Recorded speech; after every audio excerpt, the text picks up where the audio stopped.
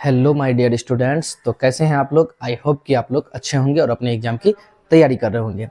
देखिए, आज की क्लास में हम डिस्कस करने वाले हैं क्लास 10th का जो चैप्टर है एक्सरसाइज 3.1। ठीक है, और चैप्टर की अगर हम बात करें तो ये तीसरा चैप्टर है। ठीक है, जिसका नाम है दो चर वाले रैखिक समीकरण। ठीक है, तो आज के क्लास में हम इसी पे आज इस एक्सरसाइज को टोटल में कंप्लीट करने वाला हूँ।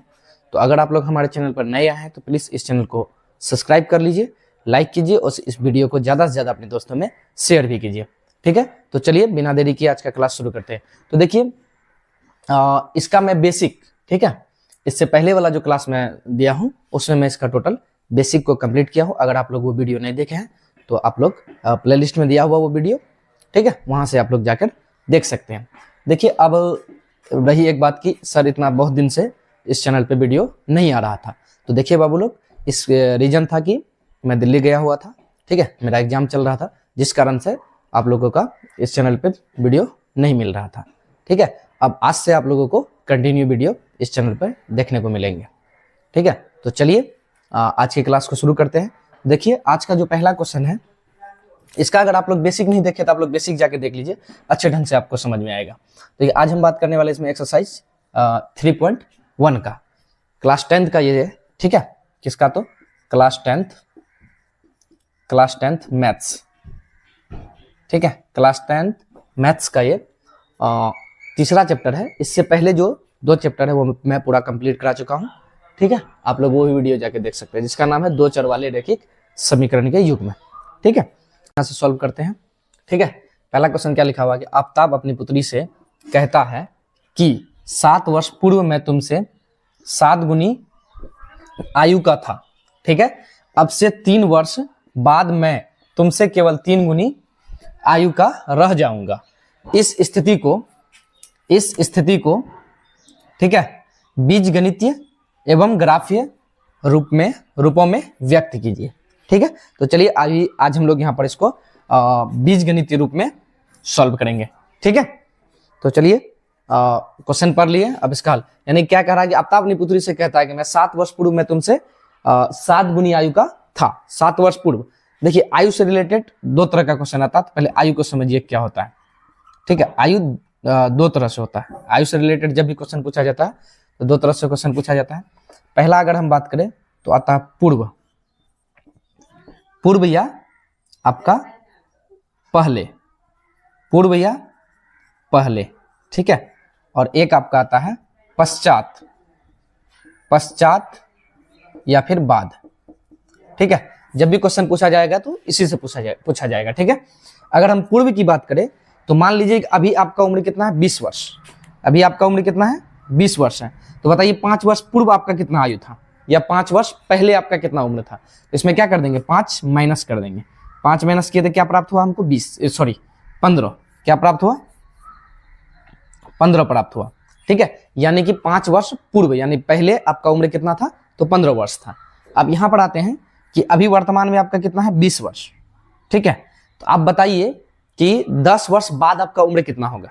तो क्या करेंगे, जब बाद बोले या 10 वर्ष पश्चात कितना उम्र होगा, तो इसमें 10 क्या हो जाएगा? ऐड हो जाएगा। 10 जब जोड़ेंगे इसमें कितना हो जाएगा? 30।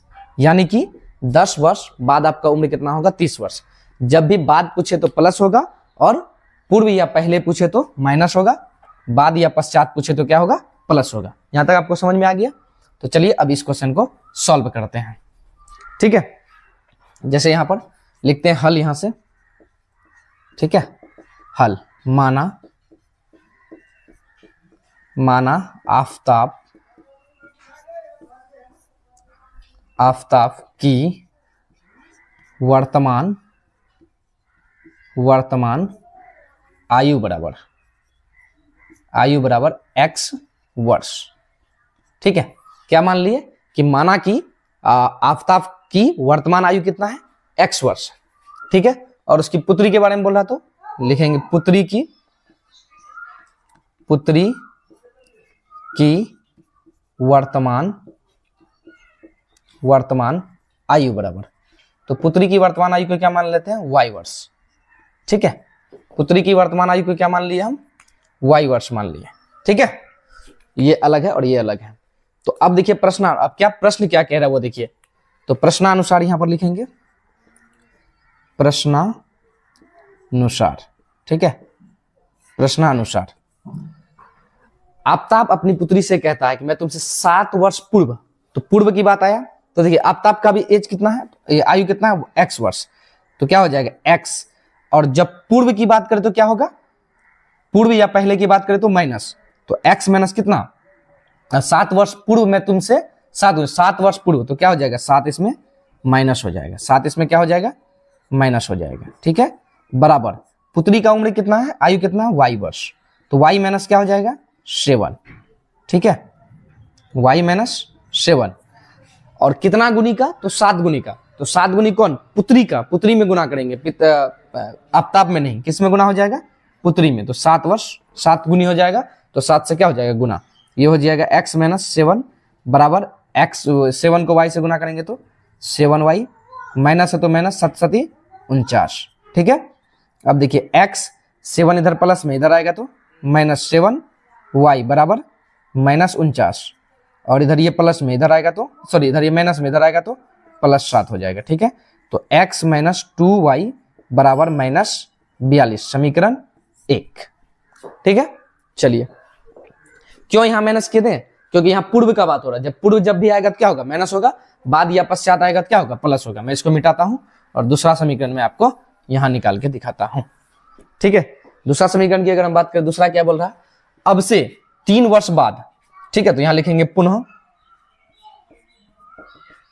पुनः क्या, तो पुनः, पुनः, ठीक है, तो अब से 3 वर्ष बाद बोल रहा, 3 वर्ष बाद होगा तो क्या होगा प्लस, अब आपका आयु कितना x प्लस 3, बाद बोला तो प्लस बराबर y प्लस 3, कितना हो जाएगा तो 3 गुनी, कितना हो जाएगा 3 गुनी, तो 3 से क्या हो कर दिए गुना कर दिए। अब देखिए यहां पर 3 गुनी x प्लस 3, y को 3 से गुना करेंगे तो क्या हो जाएगा 3y, और 3 को 3 से गुना करेंगे तो 9, ठीक है। अब देखिए x माइनस ये प्लस में है 3y, इधर आएगा तो माइनस क्या हो जाएगा 3y बराबर, इधर कितना प्लस में 9, और 3 इधर माइनस में इधर आएगा तो यहाँ प्लस में इधर आएगा तो माइनस में 3, तो क्या हो जाएगा x माइनस 3y बराबर 6, समीकरण 2, और यही आपका क्या हो जाएगा आंसर हो जाएगा, ठीक है। आई होप कि यहां तक आप लोग को अच्छे ढंग से समझ में आया होगा, ठीक है।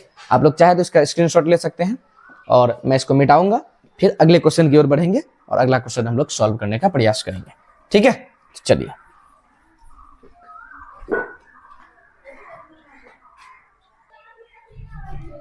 चलिए बोर्ड हमारा क्लीन हो चुका है, ठीक है, और दूसरा नंबर क्वेश्चन मैं बोर्ड पर लिख भी दिया हूं। चलिए इसको देखते हैं क्या बोल रहा है ये क्वेश्चन। आप लोग है ना, ये बुक यानी क्लास 10 का जो एनसीईआरटी बुक है ये लेके आप लोग बैठिए। मैं यहाँ से 2 नंबर क्वेश्चन लिख दिया हूँ बोर्ड पे। 2 नंबर क्वेश्चन क्या लिखा हुआ है पढ़ते हैं इसको और सॉल्व करेंगे, ठीक है। क्या लिखा हुआ, क्रिकेट टीम के एक कोच ने, क्रिकेट टीम का कोई एक कोच है, ठीक है, कोच ने 3900 रुपए में 3 बल्ले, कितना बल्ला, तो 3 बल्ला तथा 6 गेंदें खरीदी। यानी कि क्रिकेट टीम का कोई एक कोच है और वो क्या कर रहा है कि 3900 रुपए में 3 बल्ले तथा 6 गेंदें खरीदी, ठीक है। बल्ला कितना रुपए में खरीदा और गेंद कितना रुपए में खरीदा ये क्लियर नहीं है, ठीक है। बाद में उसने बाद में यानी उसके बाद फिर वो एक और बल्ला तथा उसी प्रकार की 3 गेंदें खरीदी। बाद में उन्होंने क्या किया, एक और बल्ला और उसी प्रकार का कितना 3 गेंद खरीदा, जिसका मूल्य वो कितना है 1300 रुपए में खरीदी, ठीक है। इस स्थिति को बीजगणितीय एवं ज्यामितीय रूप में व्यक्त कीजिए। तो इसको हम लोग किसमें सोल्व करने वाले हैं, तो बीजगणितीय रूप में। तो यहां लिखेंगे माना, क्या लिखेंगे यहां पर, माना क्या कि एक गेंद या एक बल्ले का मूल्य बराबर, माना एक बल्ले का मूल्य बराबर x रुपए। एक बल्ला का मूल्य कितना मान लिए x रुपए, ठीक है। एक गेंद का मूल्य बराबर, एक गेंद का मूल्य बराबर, एक गेंद का मूल्य बराबर y रुपए। ठीक है, तो एक बल्ले का मूल्य कितना माने हम, तो एक बल्ले का मूल्य मान लिए कितना x, क्योंकि दिया हुआ नहीं है तो हम क्या कर लिए मान लिए, और एक गेंद का मूल्य कितना मान लिए तो y रुपए। ठीक है, अब लिखेंगे यहां पर प्रश्नानुसार, क्या लिखेंगे प्रश्नानुसार। ठीक है, प्रश्नानुसार क्या लिखेंगे कि एक बल्ले का मूल्य कितना है तो x रुपए है, तो बताइए बल्ला कितना, 3 बल्ला, तो क्या हो जाएगा 3x, क्या हो जाएगा 3x। ठीक है, प्लस जोड़ क्यों रहे, क्योंकि दोनों का योग करेंगे तभी तो दोनों मिला के 1300 रुपए लगा ना, इसलिए क्या होगा प्लस होगा। और 6 गेंद खरीदे तो गेंद का मूल्य कितना है y, तो 6y बराबर रुपया कितना लग रहा है तो 3900। ठीक है, समीकरण 1। अब यहां पर लिखेंगे पुनः, क्या लिखेंगे यहां पर पुनः। पुनः क्या हो रहा है कि उसी पर बाद में उसने एक बल्ला, कितना बल्ला तो एक बल्ला, और उसी प्रकार की 3 गेंदें खरीदी, तो बल्ला की कीमत कितना x, तो क्या हो जाएगा x प्लस कितना गेंद तो 3 गेंद, तो 3y बराबर रुपया कितना दे रहा है तो 1300, रुपया कितना दे रहा है 1300। लाइट कट हो गई है, कोई बात नहीं है। ठीक है, तो ये क्या हो गया हमारा समीकरण 2, और यही क्या हो जाएगा इस क्वेश्चन का आंसर हो जाएगा। ठीक है, चलिए आप लोग चाहे तो इसका स्क्रीनशॉट ले सकते हैं। ठीक है, और इसको मैं फिर मिटाता हूं और आप लोग को तीसरा नंबर क्वेश्चन सॉल्व करके बताता हूं। ठीक है, चलिए 2 नंबर क्वेश्चन सॉल्व हो चुका और मैं उसे मिटा के 3 नंबर क्वेश्चन यहाँ बोर्ड पर लिख दिया हूं। चलिए अब बिना देरी किए इस एक्सरसाइज का लास्ट क्वेश्चन यानी कि तीसरा नंबर सवाल को सॉल्व करते हैं। लिखा हुआ है क्या कि 2 केजी सेब और 1 केजी अंगूर का मूल्य किसी दिन कितना था 160 रुपए था। कितना, तो 2 केजी सेब और 1 केजी अंगूर का मूल्य किसी दिन मार्केट में कितना था तो 160 रुपए था। ठीक है, अब देखिए 1 महीने बाद, कितना महीने बाद 1 महीने बाद 4 केजी सेब और 2 केजी अंगूर का मूल्य कितना हो गया 300 रुपए हो गया। क्यों, 1 महीने बाद, यानी कि कुछ दिन पहले कितना था 160 रुपए था, और अभी कितना हो गया वही आपका 4 केजी और 2 केजी अंगूर, 4 केजी सेब और 2 केजी अंगूर का मूल्य 300 रुपए हो गया, हो जाता है। इस स्थिति को बीजगणितीय तथा ज्यामितीय रूप में सॉल्व करें, तो हम इसको किस में सॉल्व करेंगे, बीजगणितीय रूप में सॉल्व करेंगे। तो चलिए हल यहां पर लिखते हैं और करना शुरू करते हैं। हल लिखें, ठीक है, क्या करें, माना कि 1 केजी सेब का मूल्य बराबर, 1 केजी सेब का मूल्य कितना तो x रुपए। ठीक है, 1 केजी सेब का मूल्य कितना मान लिए x रुपए मान लिए, और 1 केजी अंगूर का मूल्य बराबर, 1 केजी अंगूर का मूल्य बराबर y रुपए। ठीक है, 1 केजी अंगूर का मूल्य कितना ले लिए y रुपए। अब चलते हैं प्रश्नानुसार। ठीक है, प्रश्नानुसार क्या कि 1 केजी अंगूर 2 केजी सेब और 1 केजी अंगूर का मूल्य कितना 160 रुपए, तो 1 केजी सेब का मूल्य कितना x, तो क्या लिखेंगे यहाँ पर x। ठीक है, और प्लस कितना 1 केजी, तो 2 केजी सेब का मूल्य और 1 केजी अंगूर का मूल्य 300 रुपए, यहाँ क्या हो जाएगा 2x, क्योंकि क्या सेब का मूल्य कितना है तो x रुपए है, 2 केजी प्लस 1 है तो y कितना है 1 केजी, 1 केजी सेब का मूल्य कितना y, तो y लिखेंगे y बराबर कितना 160, तो ये कितना हो जाएगा 160, समीकरण 1। ठीक है, ये क्या हो जाएगा हमारा समीकरण 1 हो जाएगा। अब क्या करेंगे पुनः क्या बोल रहा है 1 महीने बाद 4 केजी सेब और 2 केजी अंगूर का मूल्य 300 रुपए, तो सेब का मूल्य क्या माने हैं x, तो क्या हो जाएगा 4x प्लस अंगूर का मूल्य कितना है y, तो अंगूर कितना है 2 केजी, तो क्या हो जाएगा 2y बराबर कितना हो जाता है 300 रुपए, समीकरण 2। यही हमारा क्या हो गया आंसर हो गया। ठीक है, आई होप कि यहां तक आप लोग को अच्छे ढंग से समझ में आ गया होगा।